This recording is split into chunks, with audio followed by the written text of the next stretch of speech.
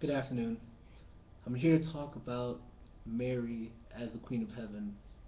How would you feel if I told you that Mary is not the Queen of Heaven and that the Mary that you're there worshiping in church is actually an idol that was worshipped back in the Old Testament and before Christ? Well, Old Testament anyway. They're both Old Testament. I can prove this with the Bible. You see, Christians all over the world call Mary the Queen of Heaven, but they don't know where the term originally came from. If someone was called something in the past, you can't just place that title on someone else and say that, oh, that person is called that now.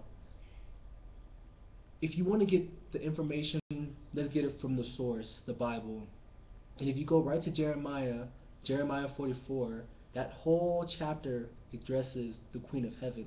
So you will find the truth from God's mouth, God's word, who the Queen of Heaven is and how he feels about the Queen of Heaven. I'm not going to read the entire chapter for you, but I'm going to read specific verses just so you can understand where I'm coming from.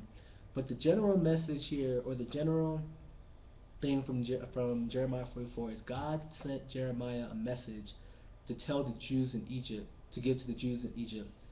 And if we go to Jeremiah 44 verse 7 and read, you see it says, "And now the Lord Almighty, the God of Israel asks you, why are you destroying yourselves? For not one woman, for no one of you shall live, not a man, woman, or child among you who has come here from Judah, not even the babies in arms. For you are rousing my anger with the idols you have made and worshipped here in Egypt, burning incense to them and causing me to destroy you completely, and to make you a curse and a stench, the nostril of all the nations of the earth." So there, you see that God is pretty pissed because the Jews are worshiping idols. Remember, he sent Jeremiah to go and give them the message.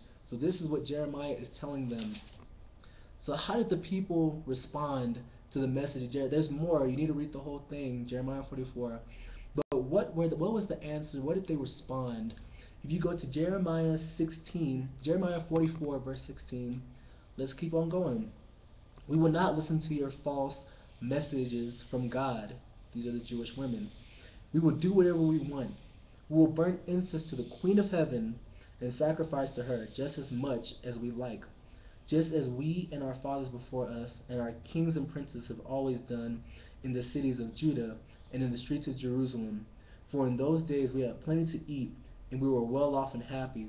But ever since we quit burning incense to the Queen of Heaven and stopped worshiping her, we have been in great trouble and have been destroyed by sword and famine."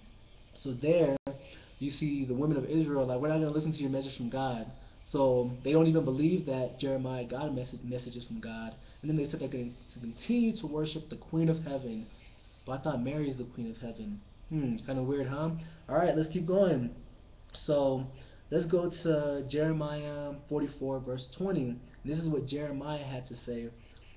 "Then Jeremiah said to all of them, men and women alike, who had given him that answer, 'Do you think that the Lord didn't know that you and your fathers, your kings and princes, and all the people were burning incense to idols in the cities of Judah and the streets of Jerusalem?'" So they're telling you again, the women said they were burning incense to the Queen of Heaven. And there he's saying, you think the Lord didn't know you were burning incenses to idols? So there you're hearing that it's idol worship, it's idolatry. The Queen of Heaven, they were burning incense to the Queen of Heaven. And doesn't that go on today in all the churches, from the Pope all the way to your local churches? Mary is not the Queen of Heaven.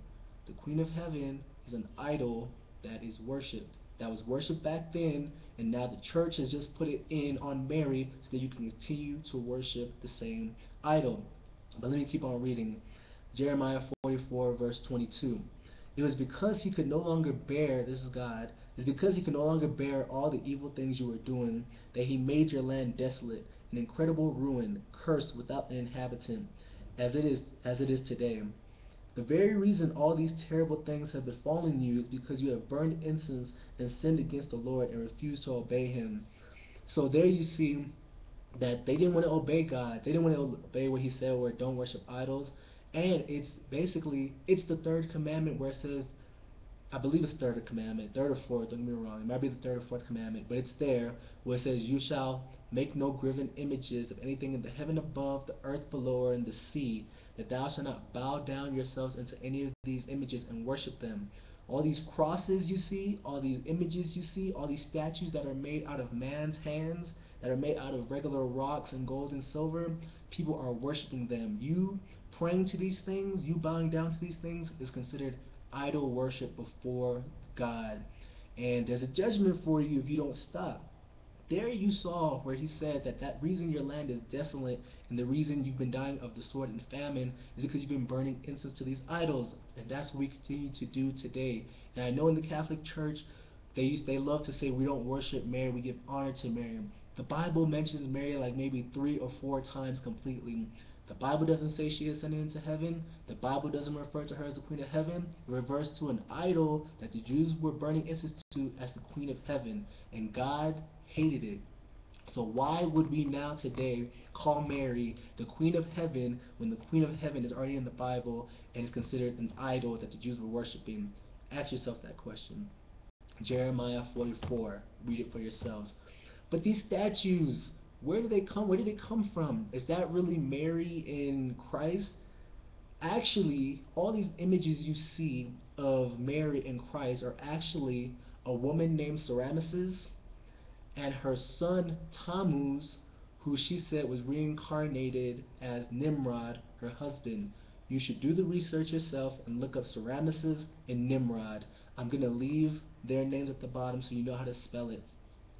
Semiramis, she made, after her husband Nimrod died, she had an illegitimate son named Tammuz. She said that her son Tammuz was Nimrod reincarnated, and basically they made him a god and they made her a goddess, and they worshipped them. Go to Yahoo Images, Google Images, go on the web, do the research. Semiramis and Nimrod are your modern day pictures of Mary and Christ. And guess what they called Semiramis back then, during the Babylonian times? They called her the Queen of Heaven, and they worshipped her as the Queen of Heaven. Do the research yourself. It's all there. The truth will be out there. You're going to learn the truth eventually, but you need to do the research yourself. Don't be blind and ignore the fact that's right in front of you. Go back and read Jeremiah 44 and look up Semiramis and Nimrod and see what you find. I'm just trying to put the truth out there. We all want to make it into the kingdom of heaven, but unfortunately the kingdom is not for everyone. Open your eyes and welcome in the truth. Believe the truth with all your heart, as the scriptures say. Believe the truth, love the truth, obey the truth. Do not go to these churches worshiping Mary and bowing down to these graven images. These churches are government run and they are evil and satanic. Do the research yourself. I pray that God gives you understanding, and I pray that you pray to God for understanding and truth. And I pray when you hear the truth that you love the truth and you accept the truth. With that, I wish you all the best and continue on your journey to find the Lord and strive for the kingdom of heaven. God bless.